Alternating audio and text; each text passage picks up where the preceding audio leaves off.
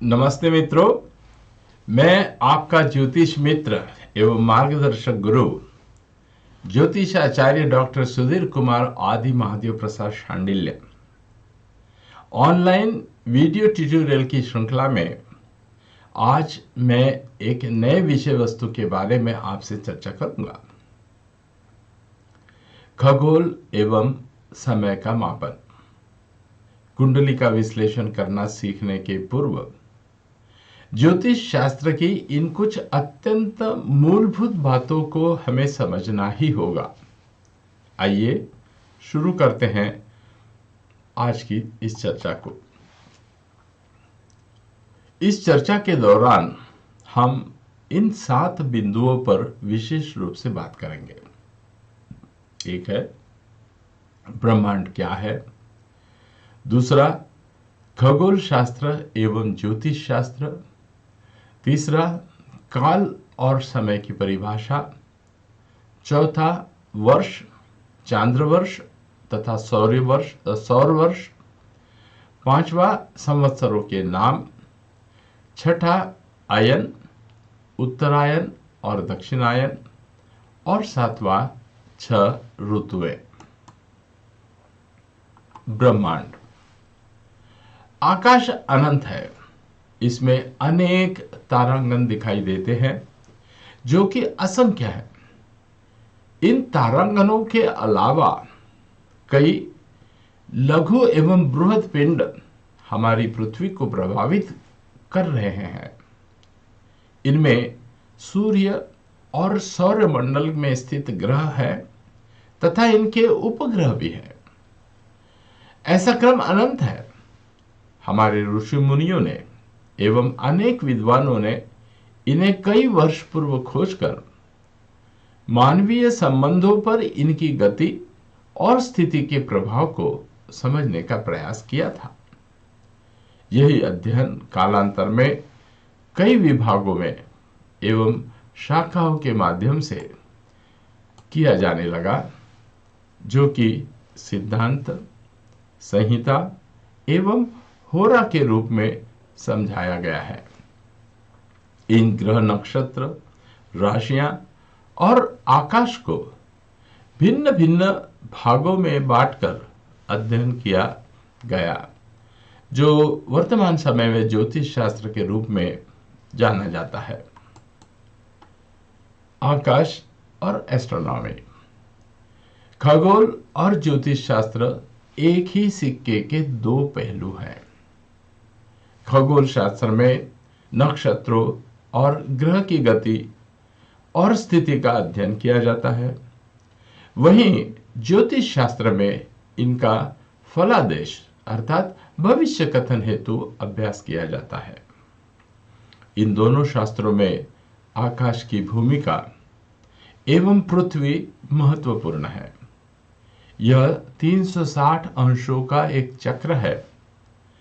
पृथ्वी के परिक्रमण एवं घूर्णन के कारण दिन रात का बनना और युग, वर्ष, मास का बनना इसी माध्यम से परिभाषित कर समझाया गया है। अब जन्म कुंडली, आकाशीय नक्शा। जन्म कुंडली एक प्रकार का आकाशीय नक्शा है। इसमें जन्म के समय ग्रहों की स्थिति को एक चित्र के माध्यम से समझाया जाता है, जिसे हम जन्म कुंडली कहते हैं। इसके साथ ही उसमें उस दिन के तारांगनों एवं ग्रहों की स्थिति का विवरण देकर संपूर्ण जन्म पत्र बनाया जाता है।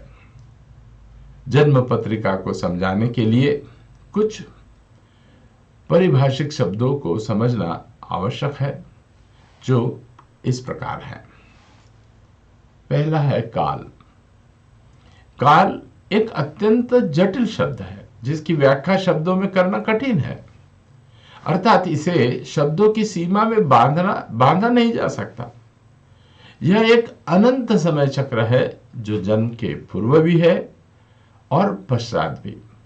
इसे भूत, भविष्य एवं वर्तमान में विभाजित कर गणना करते हैं। समय। काल को समझने के लिए जिस इकाई का उपयोग किया जाता है वह समय है। इसे भी भूत, भविष्य एवं वर्तमान इन 3 भागों में विभक्त कर अध्ययन किया जाता है। इसके अंतर्गत युग, वर्ष, मास, घंटे, मिनट इत्यादि उप इकाइयां हैं।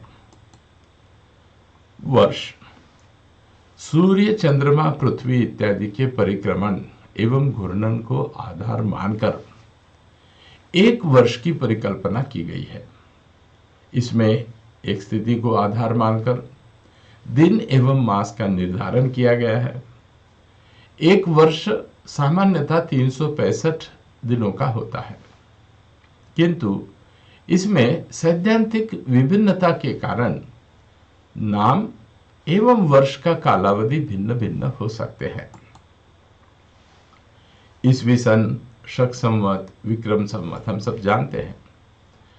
इसमें सौर वर्ष लगभग 365 दिन, चंद्र वर्ष लगभग 354 दिन का होता है। सैद्धांतिक रूप से इनका गणना क्रम अलग अलग हो सकता है।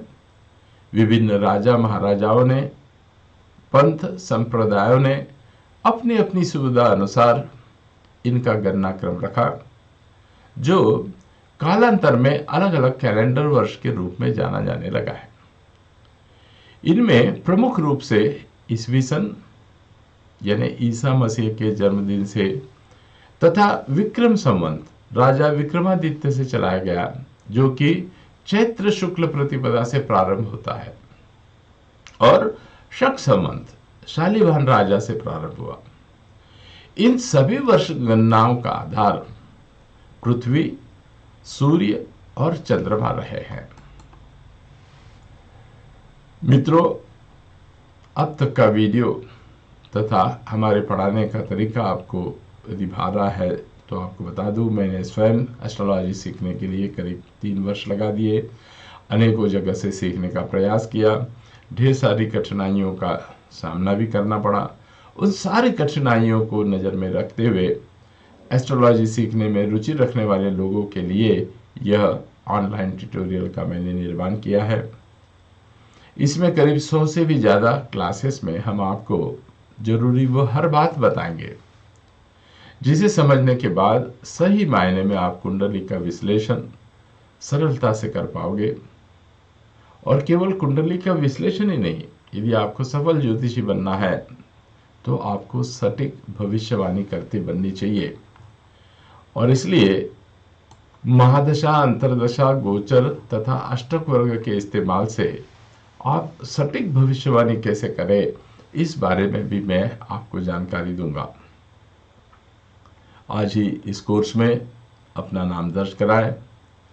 व्हाट्सएप पर अधिक जानकारी हेतु मेरा फ़ोन नंबर नोट करें 7997168316। आगे बढ़ते हैं। चांद्र वर्ष। चांद्र वर्ष लगभग 354 दिन का होता है। इसमें चैत्रादि 12 मास होते हैं। एक चंद्रमास 29 दिन 31 घटी के लगभग होता है। चंद्र मास के 2 भेद होते हैं। यदि अमावस्या से अमावस्या गणना करे तो इस सिद्धांत को अमांत गणना, और यदि पूर्णिमा से पूर्णिमा तक गणना करे तो इस सिद्धांत को पूर्णिमांत गणना कहते हैं। सौर वर्ष ये लगभग 365 दिन का होता है। इसमें सूर्य द्वारा 12 राशि भोग काल के आधार पर 12 मास निर्धारित किए गए हैं। सूर्य एक राशि में जितनी अवधि तक रहता है उसे एक सौर मास कहते हैं। उस मास का नाम संक्रांति के रूप में जाना जाता है। संवत्सर वर्ष के ही क्रम में 60 संवत्सर आते हैं। इनके नाम और क्रम निश्चित है। यह सृष्टि की रचना क्रम एवं युगादि के आधार पर तय किए गए हैं। इनके गणितीय पक्ष का आधार भिन्न है तथा यह प्रत्येक संवत में ये नाम बदलता है। इन संवत्सरों के नाम निम्न क्रमानुसार हैं।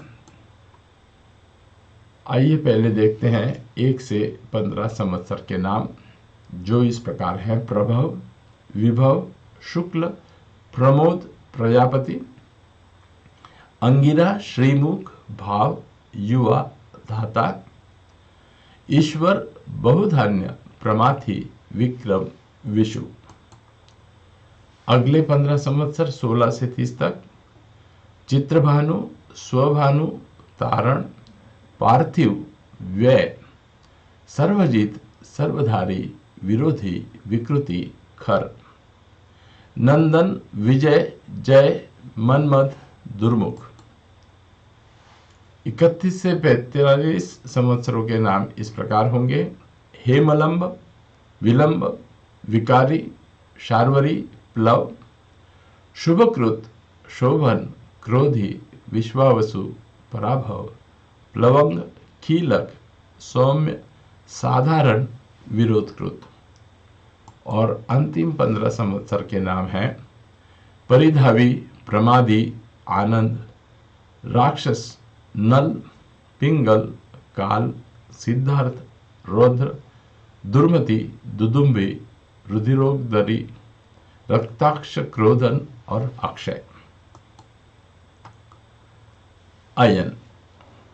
अयन का शाब्दिक अर्थ है चलना।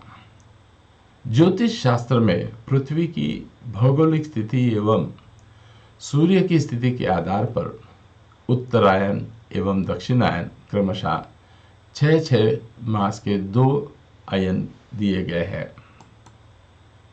उत्तरायण, सूर्य जब मकर से मिथुन राशि संक्रांति में होगा तब उत्तरायण माना गया है। यह सकारात्मक ऊर्जा का समय कहा गया है। इस समय यज्ञ हवन करने का निर्देश दिया गया है। सामान्य रूप से यह समय 21 या 22 दिसंबर से लेकर 21 या 22 जून तक का समय माना गया है। दक्षिणायन, जब सूर्य कर्क से धनु राशि तक रहता है, यह समय दक्षिणायन कहलाता है। इसमें नकारात्मक ऊर्जा का संचार माना जाता है।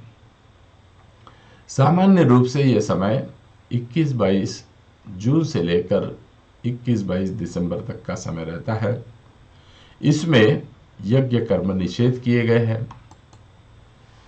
ऋतुएं सामान्यतः एक वर्ष में 6 ऋतुएं मानी गई हैं, अर्थात प्रत्येक 2 माह में एक ऋतु होती है।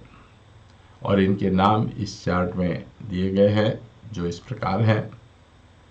पहला ऋतु है बसंत, जो कि चांद्रमास के अनुसार फाल्गुन और चैत्र मास में पड़ता है। अंग्रेजी माह यदि देखें तो फरवरी मार्च के समय बसंत ऋतु रहता है। दूसरा ऋतु है ग्रीष्म, जो कि वैशाख और ज्येष्ठ मास में पड़ता है। अंग्रेजी माह के अनुसार अप्रैल मई में होगा। तीसरा ऋतु है वर्षा ऋतु, आषाढ़ और श्रावण मास में। अंग्रेजी माह के अनुसार जून जुलाई में। चौथा शरद ऋतु, भाद्रपद अश्विन माह में, जो अगस्त सितंबर को पड़ती है। पांचवा शिशिर ऋतु, कार्तिक मार्गशीर्ष माह में, अक्टूबर नवंबर के दौरान। और छठा हेमंत ऋतु, पौष माघ दिसंबर जनवरी के दौरान। ऋतुओं में मौसम की एक खास स्थिति होती है, जो सूर्य की स्थिति के आधार पर बदलती है। इनका अध्ययन कृषि एवं वातावरण की दृष्टि से महत्वपूर्ण है।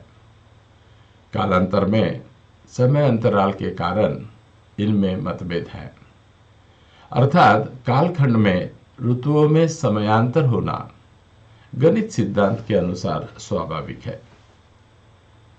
आज के लिए बस इतना ही। हमारी अगली वीडियो में हम बात करेंगे ऋतु के फल कथन, मास विचार, चंद्रमास, सूर्य मास, उनके नाम एवं फल कथन, अधिक मास, उसका फलकथन इत्यादि पर। आशा करता हूं कि आपको आज की इस चर्चा अर्थपूर्ण एवं उपयोगी लगी होगी। यदि आपको हमारा ये वीडियो तथा हमारा सिखाने का तरीका पसंद आ रहा है तो कृपया लाइक करें, शेयर करें, सब्सक्राइब भी करें। साथ ही वे बाजू वाले बेल के आइकॉन को अवश्य दबाएं ताकि हमारा हर वीडियो आप तक सर्वप्रथम पहुंचे। धन्यवाद।